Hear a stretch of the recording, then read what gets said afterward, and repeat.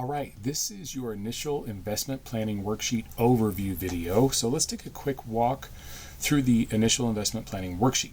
Okay, this is meant to help you figure out what exactly it's going to take to get your Amazon business off the ground using some real numbers, not vague rule of thumb numbers. But don't worry, we're not going to do any calculus here. Okay, what you're going to do is fill in the green cells. That's it. Nothing else on this worksheet is editable by you currently. If you really want to edit it, drop me an email and I'll shoot you the password. You're going to enter your projected return on investment, or ROI. 30% is a great, solid starting point. How much you plan to spend on inventory each week for the first 8 weeks. In this example, this is set to $500. Your average sales price and cost of goods. These are very real numbers. When I'm doing assessments, profit profiles with people that we work with one-on-one, these numbers are more times than not pretty darn accurate. And then optionally, whether you want to keep putting money in after week 8, as this model funds itself beginning in week 9. Now, like I said, the average sales price and cost of goods assume a certain margin. Ultimately, these numbers are going to be up to you and they're going to be very specific to your business. And as you're growing your business, adjust these accordingly to kind of see how your products and strategies may evolve. Now, this worksheet is a pro forma. A pro forma is basically a forecast. It's not a guarantee. This is assuming that everything will sell on time at the margins you expect. There are no bad buys, no delays, no recalls. And we know that in real life, you're going to have all of those things eventually. But this is meant to give you a starting plan, okay? A way to get out of hope mode and into something that you can actually work with and improve.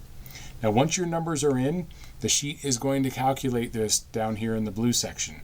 It's going to put out your estimated weekly revenue. When you start seeing Amazon payouts, typically around week 8, sometimes a little sooner, and what happens if you can reinvest versus pull your profits. Actually, I don't show any option in here for not reinvesting, but if you wanted to fool around with that, you could. When you reinvest, things really go crazy. Like if you ever have a zucchini in your garden in July when it starts to get like oversized, that's what this thing does. If you choose not to reinvest your profits, which we all do, at least a portion of them after time, it will grow more slowly after that, but it still works, okay? Now, in this default model, you're spending $500 a week for 8 weeks, so about $4,000 out of pocket. And you can continue to add $164 a week in capital after that. And the reason I chose that number was that at the end of the year, we get to around $1,000 a week in profit. That's the only reason I did that. Otherwise, as you saw when you probably signed up to get this, you can, whether you've got $300 or $3,000 to start with, you can kind of do your own math in here and change the numbers and see how that goes, okay? When you get to the end of the year and there's about $1,000 in profit, you're also looking at around $45,000 a month in revenue, okay?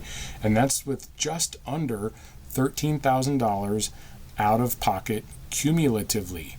Actually, it's only $11,216 of cumulative out of pocket.